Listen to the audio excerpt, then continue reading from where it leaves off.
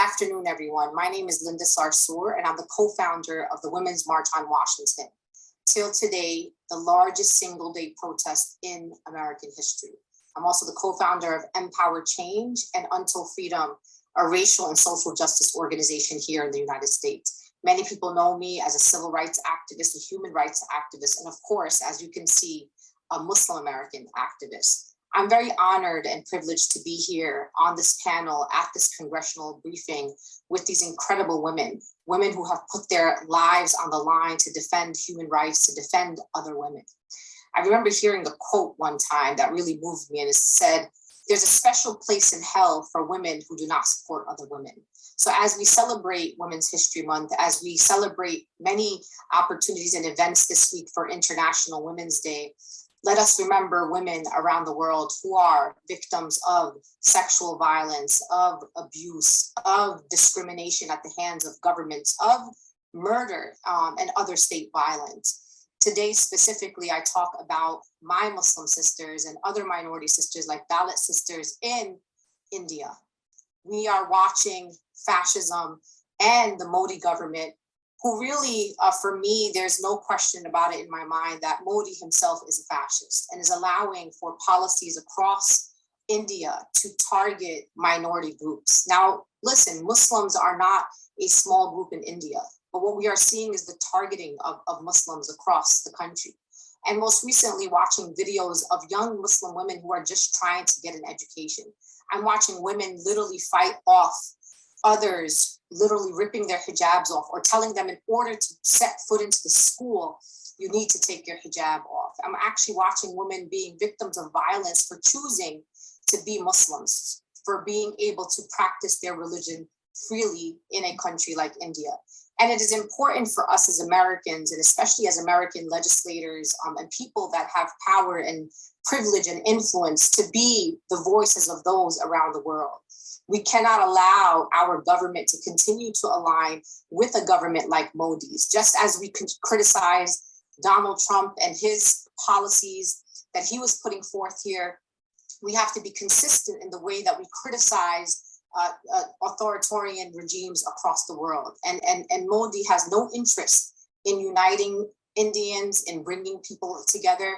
In fact, his policies are divisive and, more importantly, extremely dangerous, especially to women in India. We have to be consistent across the board. As a Muslim American woman, as a woman who wears hijab proudly, as a woman who has chosen to wear hijab, we need American legislators to stand up and say that women should be allowed to choose what they wear anywhere around the world. We should not allow for this type of discrimination and this violence and state violence against women who decide to wear hijab, women who engage in political dissent and protesting human rights violations in their countries, including in a place like India.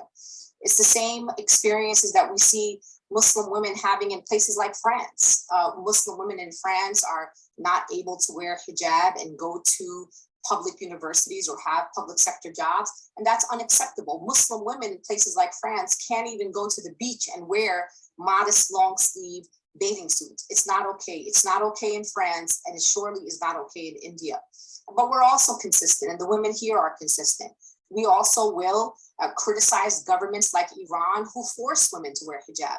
The point that we are making here is that women have the agency and should have the right to choose who they want to be, what they want to say, what they want to wear, what religion they want to follow, or maybe no religion at all. It is important for us as Americans to be very clear, to have a moral compass that always points towards elevating and defending women's rights around the world. And in order for us to maintain credibility, we need more people to speak up against the Modi government, to ensure that minorities in India are protected, that we speak it clearly to the government of India, and let him know and let those in power know that we, the American people, we, the American government, are clear where we stand. We stand with minority women in India. We stand with Muslim women and their right to wear hijab anywhere in India, in school, to have public jobs, to be able to access anything in their society regardless of what cloth they choose to wear on their head. And I stand in solidarity with Dalit sisters who have been on the front lines fighting for human rights in India, on the internet, and watching the ways in which they have received an extremely dangerous online abuse by those who are in support of the Modi government. And I'm very appreciative to Hindus for Human Rights who have been in unequivocal solidarity with their Muslim sisters and brothers. And I'm very grateful to the advocacy and to the power and influence of the Indian American Council for their work and their education and their building of relationships, and was grateful to spend a weekend with them in Selma in commemoration of Bloody Sunday. So I'm just here to offer my solidarity. I am here to say that I unequivocally stand with women in India, in particular, of course, just because of who I am, with my Muslim sisters. I hope that you know that we, your American Muslim sisters, are standing unequivocally in solidarity with you. You do not deserve what is happening to you, and you deserve to be free and deserve to wear your hijab proudly and become educated and thrive, not just in India and your society, but all over the world. So thank you so much for having me here today. I am grateful to be here, and you can count on me to be here with you, to fight with you, to stand with you, to speak for you and with you, and to be in full solidarity.